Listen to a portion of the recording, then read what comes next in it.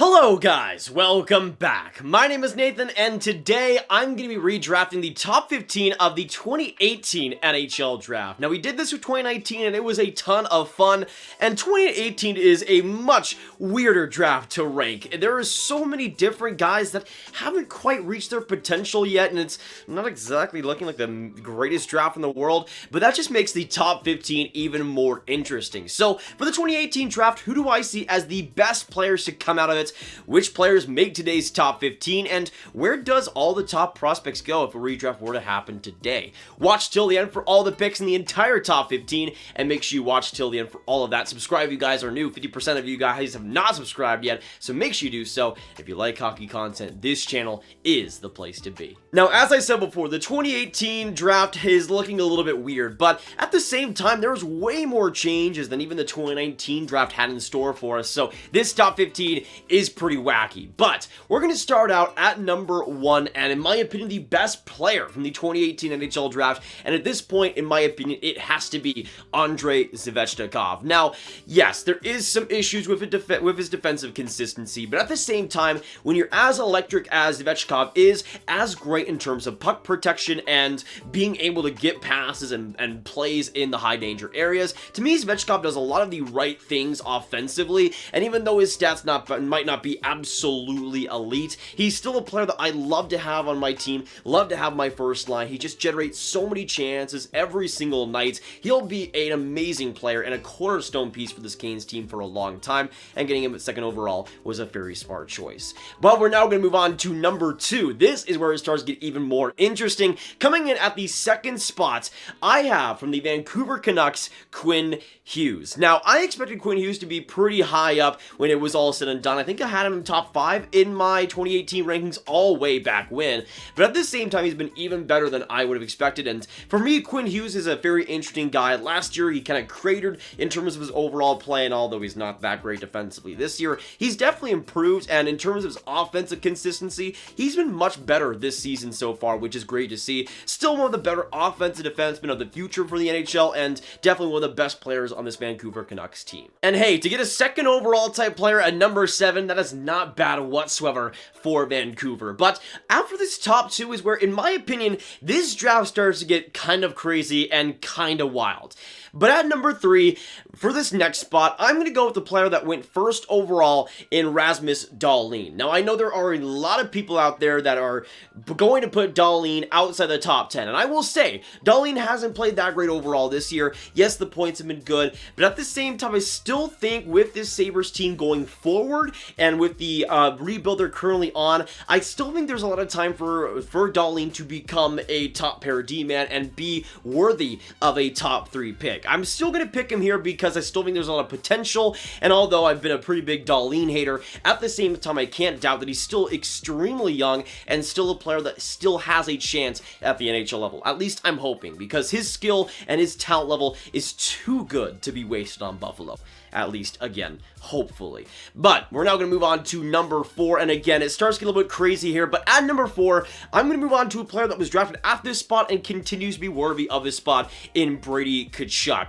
Very interestingly so, I thought he was a little bit of a reach for the Sens at number 4 back in 2018, but has proven to be worthy of that top 4 selection. At the same time, there's still some big issues with Tkachuk. His defensive play is absolutely awful, but his puck protection, his puck possession, his hard-hitting style, his rugged play still has a lot of value on this Senators team. He's worthy of being the captain. He's going to be a great player in the future, and I still think, again, is worth that top 4 pick. But now going on to number 5, this is where I start to get a little bit controversial here. There's been a lot of talk surrounding this player, but in my opinion, there is a lot of credit that deserves to go his way. At number 5, I might shock you guys a little bit and go with Toronto Maple Leafs defenseman Rasmus Sandin. Now, although he sucked in that game versus the Sabres, I still think at the same time Sandin has been absolutely wonderful this season. He's been such an underrated player, in my opinion, one of the more underrated players in the entire NHL this season. Although he's been sheltered a tad bit, at the same time Sandin is putting up absolutely marvelous results both on offense and defense. And although I saw Sandin being a solid player in the NHL someday, I didn't see him being this amazing and dominant, and I feel like we're, although getting a pretty good stretch of play from him, I I think he'll be a top 4 defenseman and a consistent one for the Leafs for a very, very long time, which is great to see after he was kind of in a weird no man's land in the AHL and NHL for a couple of seasons there. But now I'm going to move on to number 6 and move on to a pretty similar defenseman in Noah Dobson, a guy that I had my doubts in terms of becoming a top 4 in the NHL someday. I knew he'd be an NHL defenseman, but I thought when it came to Dobson, he'd be just a solid defender, but he's been much better than that for the Islanders, especially this year with the Islanders not being all too great. He's been a lot more consistent than a lot of the other players on the team and has been a pretty solid force, especially defensively. I think when it comes to Dobson, he has some pretty good talent level though, and he's still extremely young, and it's good to see him step into the NHL and be a consistent force for the Islanders.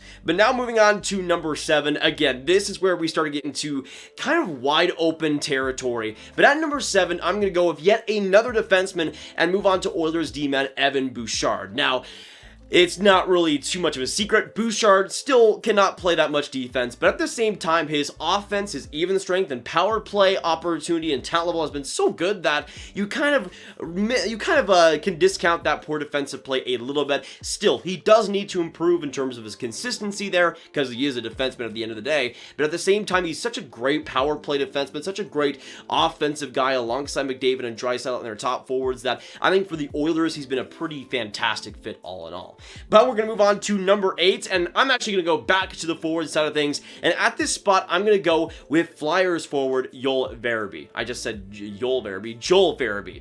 At the same time with Farabee, he's an interesting one because he was drafted inside that top 15, was around that range, but definitely I think has jumped up a bit since his draft year. He's a guy that I think has come into the NHL, and although I knew he'd be an NHL player, he's been a lot more offensively experienced, or at least it feels that way, more than I expected. He's been a great goal scorer though in his time in the NHL, and although the Flyers have been a little bit of a dumpster fire, he's still turned out pretty great results, and again is still super young and has a ton of talent in the future. Now, a little bit of a side note here, it's pretty interesting because going back to that 2018 draft, it was labeled as this absolutely elite defenseman draft, and although there's been a lot that's changed since then, it's kind of stayed the same way. There's still a lot of defensemen inside the top 10, and that reigns true at number 9. Going on to the next spot, I have Adam Boqvist of now the Columbus Blue Jackets. Boqvist was a guy that I was pretty high on in this draft year for his offensive and skating potential, and he seems to finally have gotten settled into the NHL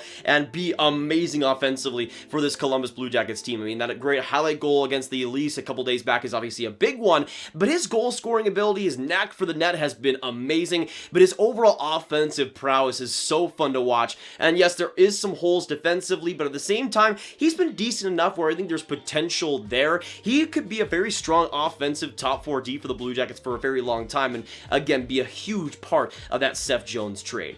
But now we're going to go on to the last player inside the top 10, another defenseman here. He was pretty close to being outside of it, but I thought I'd go for him at number 10 because of his progression in the NHL. At number 10, I have him from the New York Rangers, K'Andre Miller. Now, although the Vitali Kravtsov experiment hasn't exactly gone their way, the K'Andre Miller one has been an absolute home run and a half. He has been so interesting for this Rangers team, playing top 4 minutes and being pretty decent, and he's had a really interesting role, having to play against a lot of top offenses, having a lot of great competition, and still, again, turning out solid results, and still not looking completely overwhelmed. So, and personally, I think for a defenseman that has only been playing defense for like 5 years, that's pretty miraculous to see. To me, the potential is sky high for Miller, and I think he could become one of the best Rangers defensemen on this team in no time at all. Again, still super young, and still a lot of time to improve.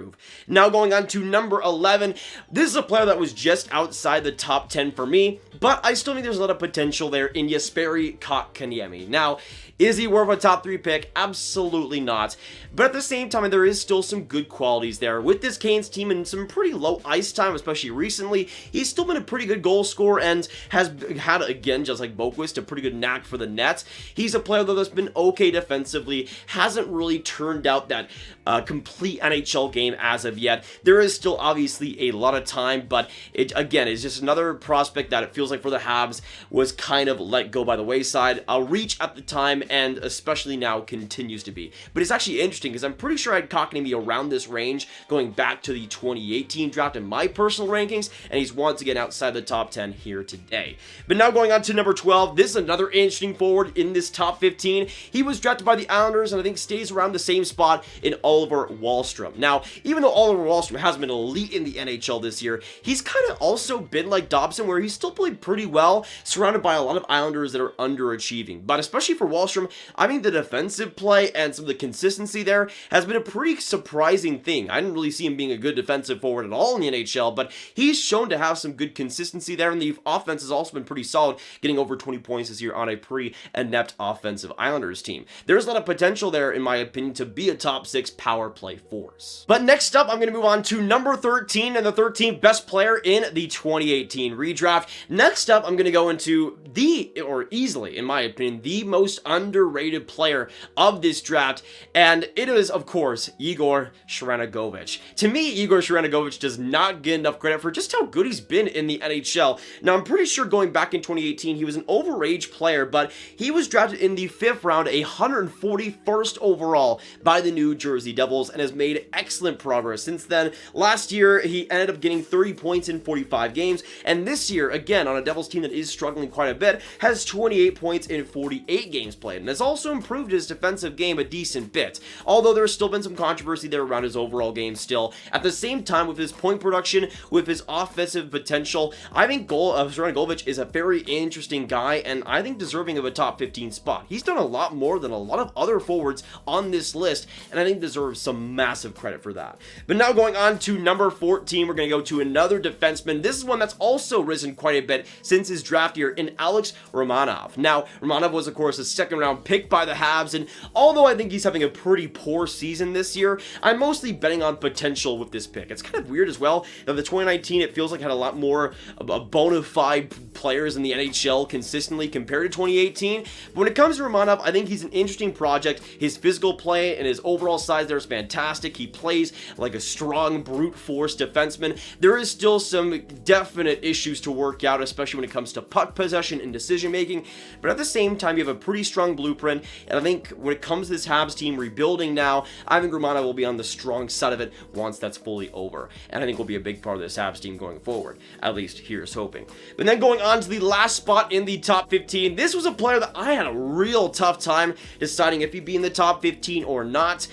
And in my opinion, coming in at number 15, I'm going to go with Filip Zadina. Now, he could very well be traded by the Red Wings this trade deadline. That is a huge possibility. But at the same time, I still think overall, Zadina hasn't been that bad in the NHL level. I would still pick him top 15, but again, that's a very big if. There's other players like Jonathan Berggren, potentially Barrett, Hayton, that are pretty close to that level too. So it's pretty much tied between those guys. But in my opinion, Zadina has still been a pretty good offensive forward. Hasn't been really getting the biggest opportunity this year, but it's still been okay. I think if he goes to a new team, he'll be a lot more suited for that. He's one of those offensive players that struggles with consistency, but again, I think on a new franchise, on a team that really wants him, he could be a lot more special and hopefully get back to that top 10 level that he was drafted to be. But honestly, the 2018 draft is a really weird one. There hasn't been a lot of players really making a huge mark in the NHL yet. A lot of maybes, a lot of potential guys, especially compared to the 2019 draft that happened just the year after. To me, 2018 was a weird one, and it kind of makes me sad because that's the draft I went to in Dallas, but there's obviously still a lot of time for these guys to mature and to get to the NHL level, and there's definitely some pretty big superstars coming out of it still. But we'll see what happens. This was my top 15, though, of the 2018 draft. Let me know, what do you guys agree and disagree with? What would your top 15 look like, and who do you see as the best players going back to the 2018 draft? Make sure you comment down below all those thoughts. Subscribe, hit that like button, hit that notification bell if you haven't already. Make sure you share this video with your friends. Get the complete 2018 redraft to any hockey fans you guys know online, and make sure you click on this card for all my hockey rankings content right on one playlist. My name is Nathan. Have a fantastic day, and I'll see you in the next one. Goodbye.